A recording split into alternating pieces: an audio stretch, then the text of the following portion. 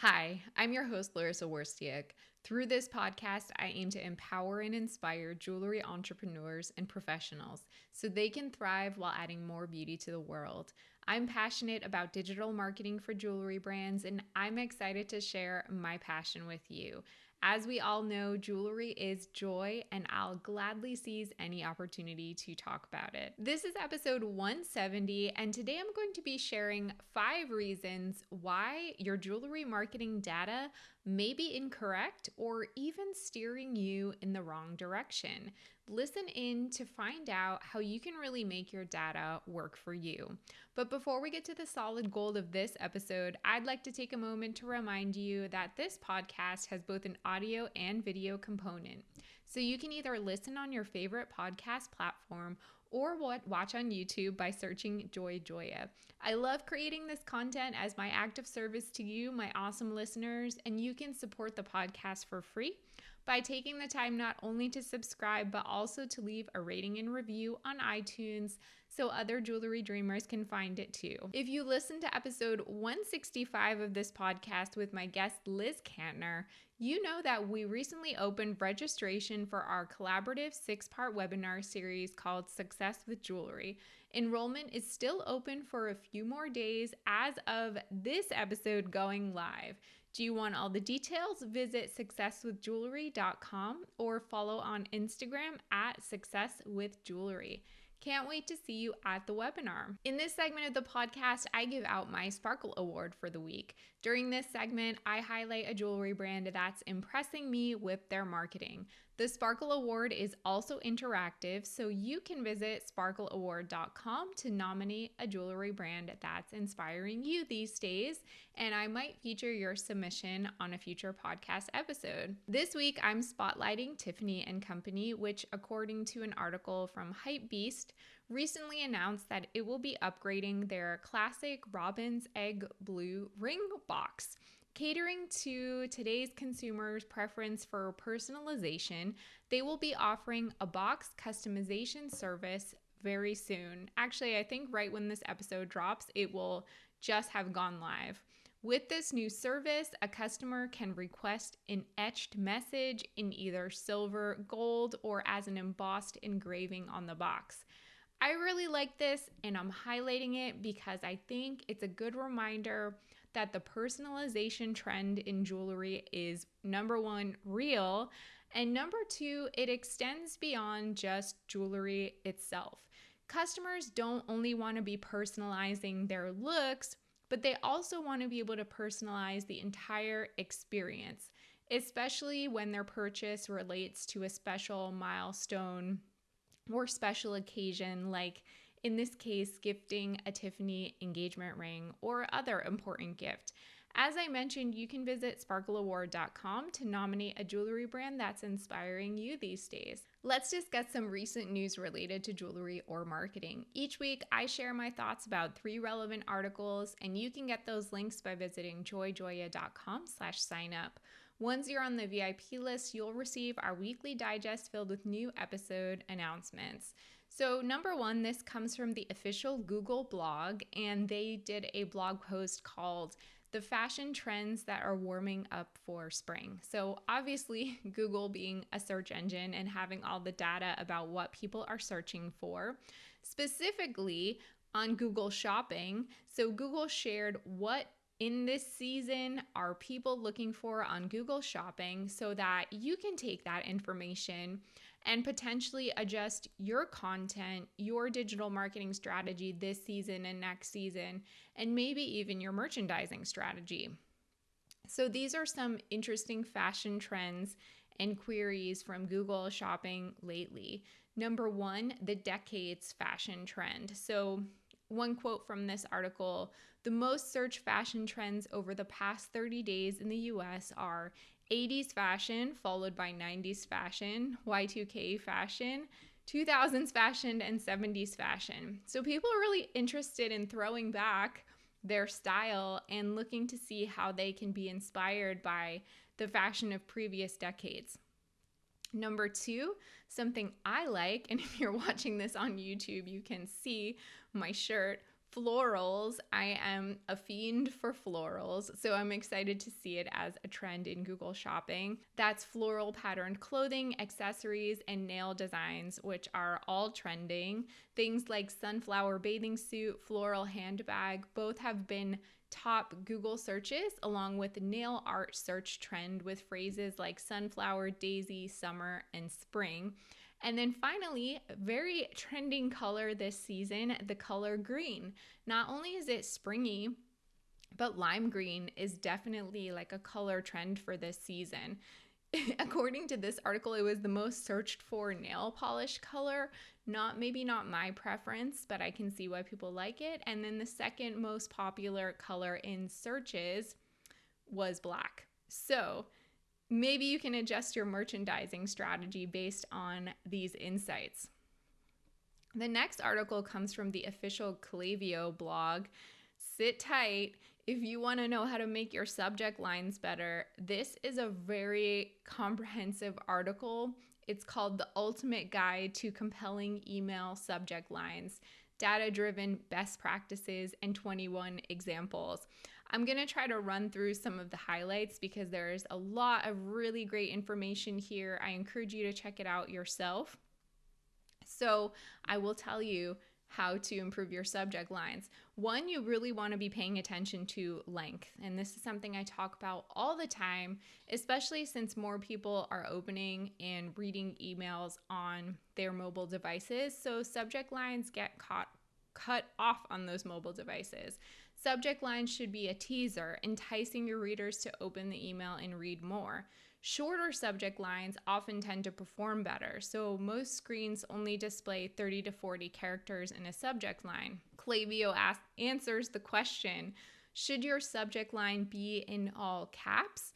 And what about punctuation marks? So they've done research on this, and it shows that email marketing campaigns without fully capitalized subject lines performed about 12% better than campaigns with subject lines in all caps with a roughly 2% higher median open rate. In general, it's better to stay away from all caps and not to overuse punctuation marks because that can feel spammy to your subscribers. But again, it really depends on your brand. Every brand is different. Some brands are really like quote unquote extra in the way they talk to customers, so maybe that might work for you. But in general, most brands should stay away from the capitalization overuse and the punctuation overload. So some best practices for those email subject lines. If you can, personalize them. If you have first names of your subscribers, to try to include them every once in a while in email subject lines. Always try to evoke a sense of curiosity. Of course, you really want to pique that subscriber's interest. You can consider asking questions to engage the subscriber and get them to want to know more or to interact with you. You can make your subject lines feel conversational. Also, definitely if there's some kind of offer, discount, or promotion involved, make sure that that's clearly stated in the subject line. If there's urgency around your promotion, like it ends tomorrow or in the next 2 days, that's really important information to include in the subject line. Use numbers when they're relevant because those stand out from text. They can also be really descriptive and can support things like your discount, your promotion, or the urgency involved with that. You can try testing emojis if they feel relevant to your brand, to your tone of voice, and how you communicate with your customers. And also, in addition to subject lines, you want to make sure you're filling out the preview text as well. So the preview text is the first sentence that someone sees before they open the email. So then there's a subject line and a little snippet of text that someone might see before they even open. And that can be another opportunity to add more information and to serve as a teaser for your subscribers. And our last article comes from Forbes, and it's all about the 4 myths of social media marketing and debunking them. And the last article comes from Forbes, and it's all about myths of social media marketing and debunking them. So I'm going to just focus on 3 because these are common ones that I hear a lot or get asked about a lot. So myth number 1, posting on social media at specific times will help engagement. This is what the article had to say, and I agree with it. Posting within a particular time frame definitely does help, but it actually comes down to engagement, the engagement your content gets in the first few hours after it's live. So considering when your audience is most active will help you reach higher engagement. So it's actually more about your audience activity than about any like arbitrary time. Myth number 2, publishing through third-party tools decreases reach. And by third-party tools, I mean things like Later or Planoly. A lot of people say that when they started using these tools, they saw a decrease in their engagement. But the truth is, this was true in 2011, that at that point, third-party tools did decrease reach. But today, at least according to research, third-party tools do not decrease reach. Various research conducted over the years shows that third-party tools do not negatively impact reach. And in the cases where numbers were lower, the data was statistically insignificant. So you can wipe that myth out of your brain. And then myth number 3, social media is real time with no planning. Big myth. The assumption that good social media marketing is always in real time and spontaneous and never pre-planned is so far from the truth. All social media strategies should account for real-time reaction and should have some planning behind them. If you want to get the links to the articles I mentioned in this segment of the podcast, you can sign up for the Joy Joya VIP newsletter by visiting joyjoya.com/signup. Without further delay, let's talk about 5 ways that your jewelry marketing data may be steering you wrong so that you can be aware of it and potentially adapt to the fact that your data may be impacting your marketing decisions in a misinformed or negative way. So number 1, and I really want to talk about this because it's something that is coming up a lot for me lately. It's something in the past week I've mentioned numerous times to clients and conversations that I'm having, and it relates specifically to email marketing. So you may have noticed, if you've been paying attention to open rates of your email campaigns, that they've been higher than usual lately, specifically in the last 3 or 4 5, 6 months. I don't want to burst your bubble, but it's probably not a sign that your subscribers are suddenly more interested and engaged. So this is what's really happening. On September 20th of last year in 2021, Apple released a new software update called iOS 15. And one of the features of iOS 15 is mail privacy protection. And it does 2 things. 1, it automatically loads all images from emails, whether someone opens the email or not. And 2, it hides IP addresses and the location of email recipients. So why does that image loading thing matter?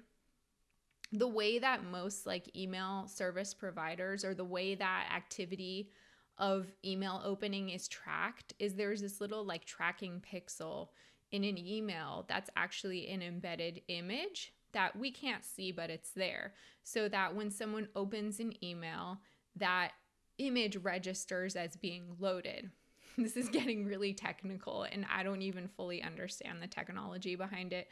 But basically, with this software update, Apple is automatically loading all images.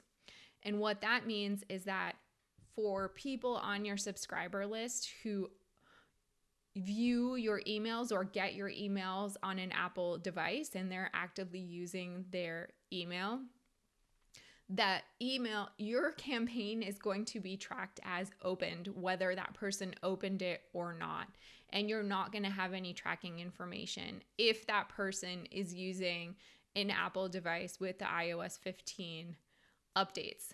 It's kind of a bummer. It makes email marketing definitely more complicated because in the past, email marketers were able to segment based on open behaviors. They were able to report accurately and see the engagement of their email campaigns. But now it's completely unreliable. So also, scrubbing your email list of inactive subscribers also just got more difficult because it's hard to see who is actually opening emails a lot. And as I mentioned before, it also makes segmentation based on open behavior a lot more difficult. So what I just said might be like a little too complicated for some listeners and viewers. I feel like I got a little bit into the marketing weeds there. But the overall takeaway that I want you to know is that data privacy regulations are changing, and Apple and Google are really leading the charge on making those changes. And as a result, digital marketing efforts are getting more difficult because the tactics that marketers used to rely on to retarget customers, to personalize messaging to customers, are changing. So that's really important to know and keep in mind as you go forward with your email marketing. The number 2 way that your data may be misleading you or steering you in the wrong direction. This is related to Google Analytics. So most jewelry entrepreneurs with e-commerce website have universal analytics connected to their website.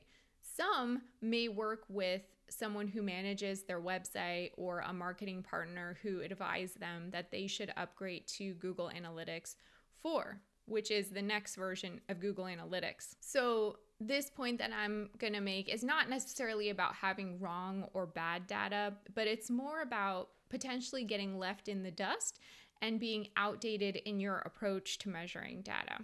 So Google Analytics, Universal Analytics will soon become outdated, and Google Analytics 4 will be replacing Universal Analytics.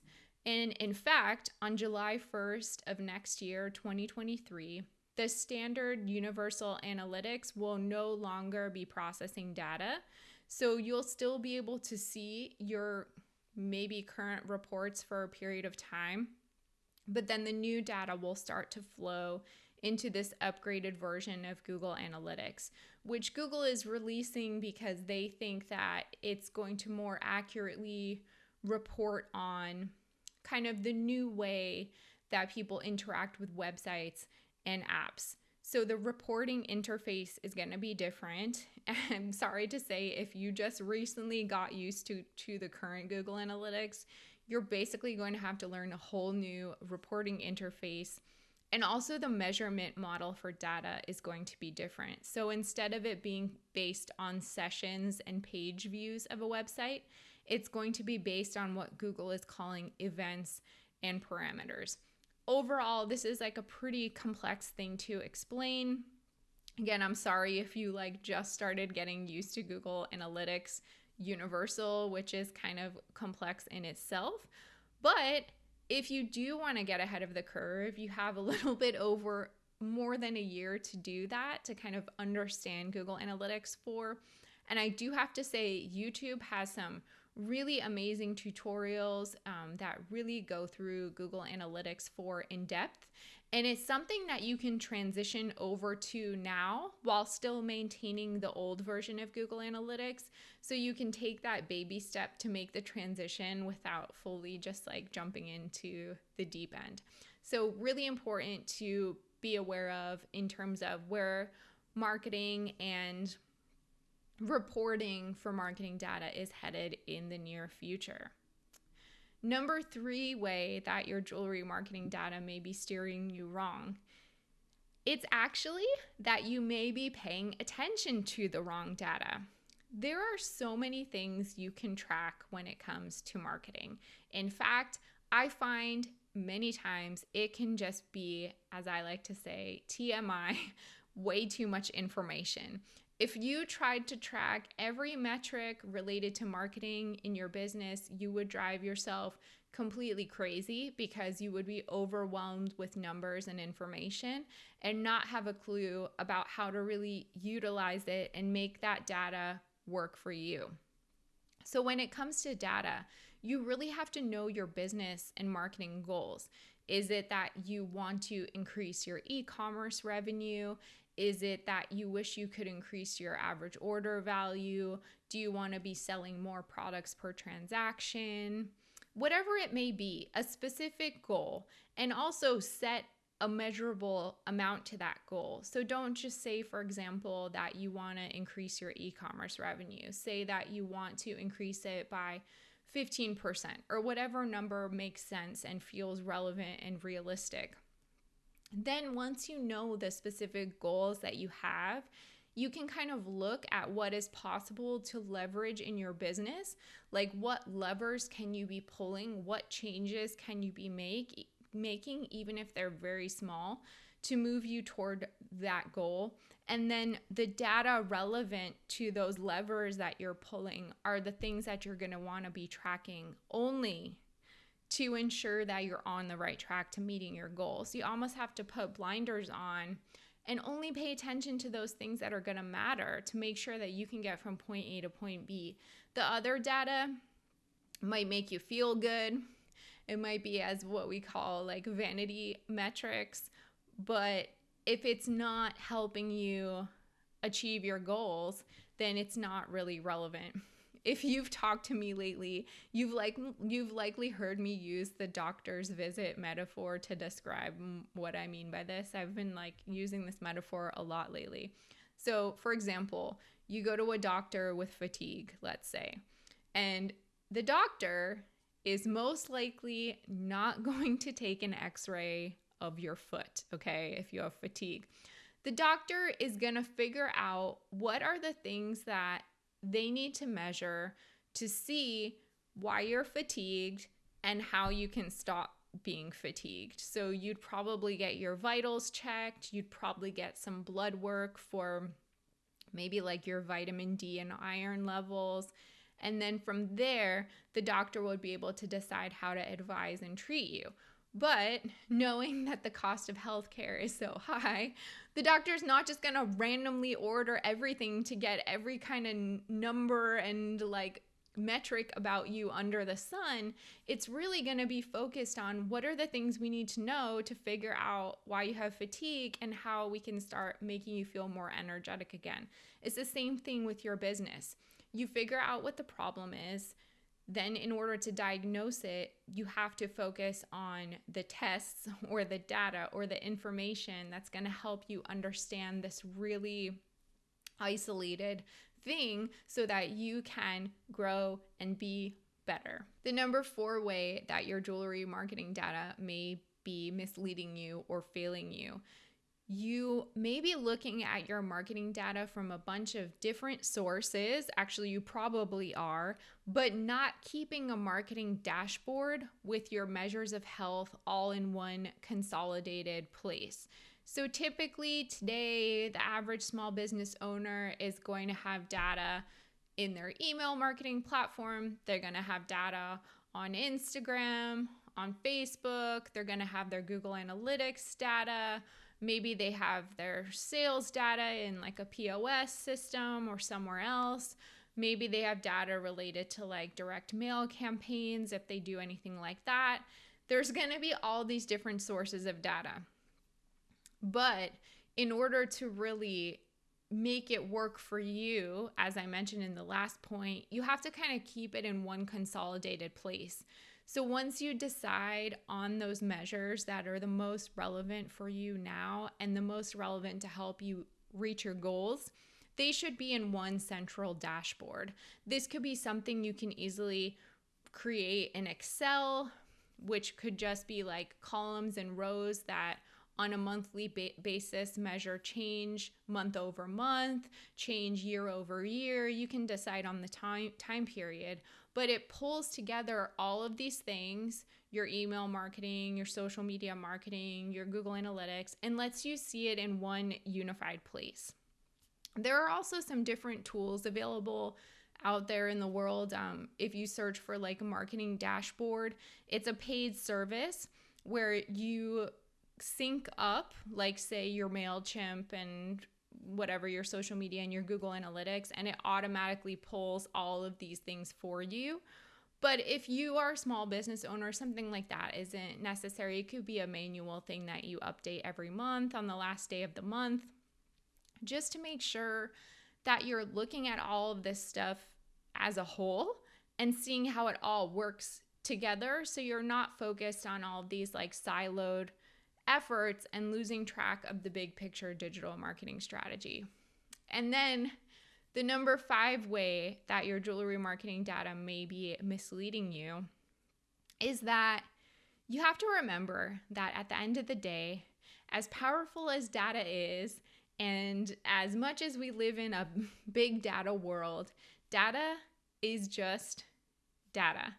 In order for it to have an impact on your business, and in order for it to really make sense to you and to your goals, it needs storytelling, it needs context, it needs perspective, and it also needs the expertise of someone who knows things like the industry benchmarks, the industry trends.